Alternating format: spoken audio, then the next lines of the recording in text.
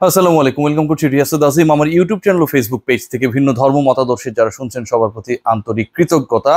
যারা খেলা দেখেছেন, খেলা দেখবেন, খেলা দেখছেন, তাদের অনেক ক্ষেত্রে আসলে একটা বিরক্তি তৈরি হতে পারে। স্ন্যাক্স নিয়ে বসেছেন, তাদের সেই খাবারের মজা, খেলা দেখার এক্সপিরিয়েন্স কি হবে সেটা নিয়ে আমরা আলোচনা করব। অন্তত স্ন্যাক্সের মজা বাড়িয়ে দিতে পারে রুচি sauce and ketchup. Hot tomato sauce, তেঁতুলের সস, রসুনের sauce, types of sausages actually রুচি প্রোভাইড করে। সো সেই এক্সপিরিয়েন্সটা নিতে পারেন। বাংলাদেশের যে এক্সপিরিয়েন্স হয়েছে সেই বিষয় নিয়ে আলোচনা করতে চাই। বাংলাদেশের ক্রিকেটের যেন একটা অস্তমিত সূর্য আমরা দেখতে পাচ্ছি। বাংলাদেশের ক্রিকেটটা একসময় ছিল এমন একটা সিচুয়েশনে যখন আমরা সবকিছু জয় করতে চাইতাম। বাংলাদেশের ক্রিকেটটা একটা সময় এমন একটা অবস্থায় ছিল যখন আমরা প্রশ্ন করতাম কোচকে, ক্যাপ্টেনকে, টিম ম্যানেজমেন্টকে, বিসিবি বসদের যে বাংলাদেশ ওয়ার্ল্ড সার্কিটে কবে চ্যাম্পিয়ন হবে। বাংলাদেশের সেই ক্রিকেটের সেই টকবকে সূর্য এখন যেন মেঘে ঢাকা। প্রথম ম্যাচটা যখন ইউএস এর বিপক্ষে বাংলাদেশ পরাজিত হয়, সেই পরাজয়ের পর অনেকেই বলার চেষ্টা করেছিল, অনেকেই ট্রল করেছিল যে বাংলাদেশের স্টার্টটা এবার হয়তো অনেকটা হয়েছে আর্জেন্টিনার মতো। তারা যখন বিশ্বকাপ ফুটবল খেললেন এবং সেই ম্যাচে প্রথম ম্যাচটায় সৌদি আরবিয়ার বিপক্ষে পরাজিত হলো, সেই দলটাই শেষ পর্যন্ত বাকি সব ম্যাচ জিতে চ্যাম্পিয়ন। বাংলাদেশ ইউএস এর বিপক্ষে পা হড়কেছে ঠিকই, বাংলাদেশ যেন আর্জেন্টিনা হয়ে ওঠে। বাংলাদেশ আর্জেন্টিনার রোলে নিজেদেরকে প্রতীয়মান করবে, চ্যাম্পিয়ন হয়ে যাবে। অন্তত এই সিরিজটায় সেই প্রত্যাশা যাদের ছিল, সবকিছুতে চন্ডিকা হাথুরু সিং এ নাজমুল হোসেন শান্তর দল ঘুরে বালি দিয়েছে। সাকিব আল হাসানের কি একক চেষ্টা, 23 বলে 30 রান, 130 স্ট্রাইক রেটে ব্যাট করলেন, প্লেড অন হয়ে আউট হয়ে গেলেন দুর্ভাগ্যজনকভাবে। এই একমাত্র সাকিব আল হাসান ছাড়া বাংলাদেশ দল যে হয়ে আজ ডুবেছে, বাংলাদেশ দলকে ডুবানোর ক্ষেত্রে যেভাবে ক্যাপ্টেন সামনে থেকে নেতৃত্ব দিয়েছেন, বাংলাদেশ দলকে ডুবানোর ক্ষেত্রে বিভিন্ন ফরম্যাটে বাংলাদেশে হেড কোচ যেভাবে দায়িত্বশীল ভূমিকা নিয়ে নেতৃত্ব দিয়ে যাচ্ছেন, এবং বাংলাদেশ ক্রিকেট বোর্ড এই বিতর্কিত কোচকে যেভাবে এখনো বহাল রেখেছে, এর থেকে দুঃখজনক আর কি হতে পারে। আমি আজকের ম্যাচের আলোচনায় আসবো, তার আগে কয়েকটা ব্যাপার আপনাদের সাথে শেয়ার করতে চাই।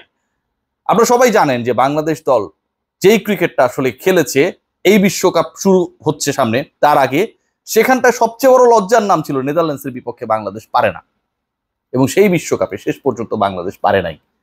নেদারল্যান্ডসের বিপক্ষে 150 রান করতে না পারাটা যদি অঘটন হয়, ইউএস এর বিপক্ষে টানা 2 ম্যাচ হেরে সিরিজ হেরে যাওয়াটা আপনি কিভাবে ব্যাখ্যা করবেন? এর কি কোনো ব্যাখ্যা হয়? কোনো ব্যাখ্যা হয় না। বাংলাদেশ দল ইউএস এর বিপক্ষে সিরিজ হেরে যায়।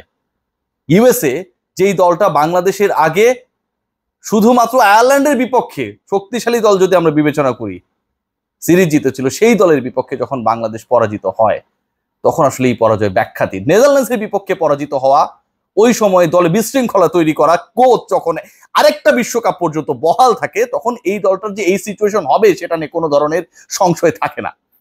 নাজমুল হোসেন শান্ত, বললাম না সাকিব আল হাসান একক চেষ্টা করেছেন। আপনারা অনেকেই বলেন রিয়াজ সাকিব হেটার্স, একাই চেষ্টা করেছেন ভাই। ওই 23 বলে 30 রানের ইনিংসটা তিনি থাকলে বাংলাদেশ জিতে যেতেন। শান্ত, নাজমুল হোসেন শান্ত নতুন করে একটা লাইফ লাইন পেতেন। একবার ভেবে দেখুন, একজন ক্যাপ্টেন 34 বলে 36 রান করেছেন, স্ট্রাইক রেট 105। অনেকেই বলবেন আগের দিনের থেকে অনেক ভালো করেছেন, আগের দিন 27 স্ট্রাইক রেটে ব্যাট করেছিলেন, টেস্ট মন্ত্র টেস্ট, এদিন তো 105, 100+ স্ট্রাইক রেটে ব্যাট করেছেন নাজমুল হোসেন শান্ত। কত প্রশংসা, তাই না? 34 বল খেলার পর ক্যাপ্টেন যখন মাত্র 36 রান করেন, ক্যাপ্টেন যখন এই 36 রান করতে গিয়ে 34 বল খেলেন, মানে প্রায় 6 ওভার তিনি খেলেন, বাকি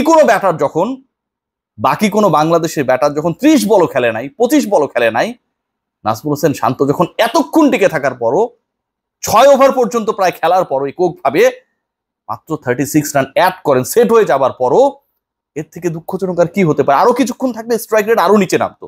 শুরুর দিকে তার স্ট্রাইক রেট 150-র কাছাকাছি ছিল। এমন একটা সিচুয়েশন আমরা দেখেছি যেখানটা 21 বলের 11টা তিনি ডট দিয়েছেন। আমরা যদি খেয়াল করে দেখি পুরো ম্যাচের চিত্রনাট্য যেভাবে পাল্টেছে, সৌম্য সরকারের ভয়ঙ্কর মন খারাপ, কারণ লিটন কুমার দাস আজকে নেই। সৌম্য সরকারের ভয়ঙ্কর মন খারাপ, তিনি খেলতেই চাইলেন না, প্রথম বলেই ক্যাচ তুলে দিয়ে আউট হয়ে চলে গেলেন। বাংলাদেশ দল যারা ফর্মহীন, যারা ব্যর্থ, তাদেরকে ব্যাকআপ করার জন্য একটা মঞ্চে তৈরি হয়েছে ন্যাশনাল ক্রিকেট টিম। যখন আপনি একটা বিশ্ব মঞ্চে যাবেন, তার আগের সবশেষ প্রতিযোগিতামূলক সিরিজটায় ফর্মহীন ক্রিকেটারদেরকে ব্যাকআপ করার চেষ্টা করবেন, পরিকল্পনা করবেন, এবং তাদেরকে ব্যাকআপ করার জন্য ফর্মে ফেরানোর চেষ্টা করবেন। ঠিক তখন সেই দলের এই পারফরমেন্সটা ভাই খুব খুব খুব বেশি কাঙ্ক্ষিত। একবার ভেবে দেখুন, এই বাংলাদেশ দল 2015 ওয়ার্ল্ড কাপের আগে পরে কত সুন্দর একটা দল ছিল, পারিবারিক বন্ধন ছিল, মাশরাফি বিন মুর্তজা ছিলেন, সাকিব আল হাসান ছিলেন, তামিম ছিলেন, মুশফিক, রিয়াদ, সবাই তো ছিল, সব বড় বড় ক্রিকেটাররা ছিলেন।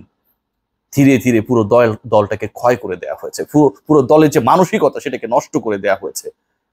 দলের সাথে একজন একজন টপ লেভেলের কেউ থাকেন না, কোনো টিম ডিরেক্টর নেই, কোনো সিলেক্টর নেই যারা একটু গিয়ে পুরো দলের সাথে কথা বলতে পারবেন। কোনো ক্রিকেটার যদি মেন্টালি ডাউন থাকেন, তাকে কিছুটা হলেও চাঙ্গা করার ক্ষেত্রে একটা বিগ রোল প্লে করবেন, সেই রোলটা প্লে করার জন্য কেউ নেই। ক্রিকেট বোর্ডের টাকার অভাব পড়েছে ভাই। বাংলাদেশ ক্রিকেট বোর্ড যারা চালান তারা সবসময় ব্যাকআপ করে গেছেন চন্ডিকা হাথুরুসিংহকে। আজকে তার রেজাল্ট আমরা পাচ্ছি। ধরে নিলাম এবারের বিশ্বকাপে বাংলাদেশ চ্যাম্পিয়ন হয়ে গেল। দর্শক, আপনারা সবাই আমাকে গালি দিবেন, কিন্তু বাংলাদেশ যে ইউএস এর বিপক্ষে ইউএসএ তে গিয়ে বাংলাদেশের মতো এক্সপেরিয়েন্স টিম, যেই দলে মাহমুদুল্লাহ, সাকিব আল হাসানের মতো ক্রিকেটার এখনো রয়েছেন, মুস্তাফিজের মতো একজন ক্রিকেটার রয়েছেন, সেই দলটা যখন সিরিজ হারে, টানা 2 ম্যাচে পরাজিত হয়, এই যে কলঙ্ক, এই যে না পারা, এটাকে কি আমরা মুছে দিতে পারবো কোনোভাবে? বাংলাদেশ ক্রিকেট অস্তমিত হচ্ছে, কিন্তু সেই ব্যাপার নিয়ে কারো কোনো ভাবনা নেই, কারো কোনো চিন্তা নেই। বাংলাদেশে ক্রিকেটকে কিভাবে ডেভেলপ করা যায় তার চেয়ে অনেক বেশি চিন্তা আমরা স্ট্রাকচারাল ডেভেলপমেন্ট কিভাবে করা যায় তা নিয়ে। একজন কোচকে আমরা ব্যাকআপ করি, জবাবদিহিতা ঊর্ধ্বে তিনি চলে যান। নাজমুল হোসেন শান্তকে 3 ফরম্যাটের ক্যাপ্টেন বানিয়ে দেওয়া হয়েছে, অথচ তিনি নিজে স্ট্রাগল করছেন অন্তত 2টি ফরম্যাটে রান করার ক্ষেত্রে। নাজমুল হোসেন শান্তকে ক্যাপ্টেন্সি দেওয়া হয়েছে, মেহেদী হাসান মিরাজকে ছেটে ফেলা হয়েছে, মোহাম্মদ সাইফুদ্দিনকে বাদ দেওয়ার ক্ষেত্রে যে ধরনের তথ্য উপস্থাপন করা হয়েছে, সবকিছু একটা ব্যাপারই প্রমাণ করে যে এখানটা আসলে ব্যক্তি পছন্দ কোনো ক্ষেত্রে সবকিছু ছাপিয়ে যায়। এবং যে কারণে আউট অফ নো হায়ার আমরা অনেক সময় দেখি সৌম্য সরকার দলে ঢুকে গেছেন, ভালো করেছে, 169 করেছে, no doubt, but you have to maintain a process. আমরা কি কোনো প্রসেসে চলি? আমাদের কাছে সংখ্যাটা অনেক বড়, নাজমুল শান্তর কাছে আজকে সংখ্যাটা অনেক বড়, দলের হয়ে হাইয়েস্ট রান তিনি করেছেন, সংখ্যাটা তার কাছে অনেক বড়। পরের ম্যাচে বাদ পড়বো না, 20, 25, 30 রান করবো, সংখ্যাটা আমাদের কাছে অনেক বড়। এই সংখ্যা কেন্দ্রিক ক্রিকেট খেলতে গিয়ে আজকে যে আমরা ইউএস এর কাছে হেরে যাচ্ছি, নেদারল্যান্ডসের কাছে হেরে যাচ্ছি, আমরা আমাদের টপ ফরম্যাটে ওয়ার্ল্ড কাপ খেলতে গিয়ে খাচ্ছি, সেটা নিয়ে কেউ প্রশ্ন তোলার নেই। কে প্রশ্ন তুলবে? একজন কোচ রেখেছি, বিদেশি কোচ রেখেছি, অনেক টাকা বেতন দিচ্ছি আমরা, অনেক বড় ক্রিকেট বোর্ড, অনেক বড় লোক ক্রিকেট বোর্ড। সো আমরা ওকে, মাঠের খেলা ক্রিকেটাররা খেলবেন, শেখানোর কাজটা কোচ করবেন। অমুকের জন্য সমস্যা, সাকিবের জন্য সমস্যা, তামিমের জন্য সমস্যা, এখন তো ভাই দুজনে একসাথে নেই, এখন কেন সমস্যা হচ্ছে? আগের বিশ্বকাপের সবকিছু নয় তামিম ইকবালের দোষের কারণে হয়ে গেল, সব মোমেন্টামটা নষ্ট করেছেন তামিম ইকবাল খান, তাই না? এবার কেন সমস্যা হচ্ছে? সাকিব আল হাসানরা চাইলেও পারেন না অনেক কিছু করতে, এই যে আজকে যেমন পারেন নাই, কারণ বাংলাদেশ দলটা এখন আর সেই হ্যাপি ফ্যামিলি না। বাংলাদেশ দলটাকে এতভাবে ম্যানিপুলেটেড করা হয়েছে under the leadership of the head coach, এবং যেখানটায় ক্রিকেট বোর্ডের যেন চোখ বন্ধ, সেখানটায় এই দলের এই পরিণতি।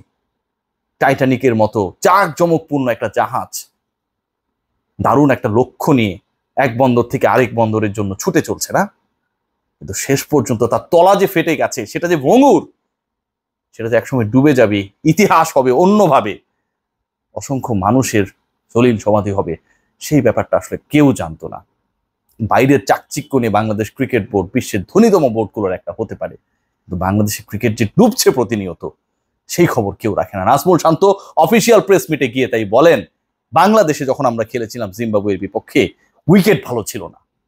নাজমুল হোসেন শান্তর এই বক্তব্য একটা ব্যাপারে ইন্ডিকেট করে, বাংলাদেশ ক্রিকেট বোর্ড নাজমুল হোসেন শান্তর দলকে প্রিপারেশন নেওয়ার জন্য ভালো উইকেট দিতে পারে নাই। কে বিব্রত হবে, শান্ত, বিসিবি, নাকি আপনি আমি? জানা নেই। মন খারাপ থাকলে সস দিয়ে স্ন্যাক্স খান, ভালো হয়ে যাবে। Take great care.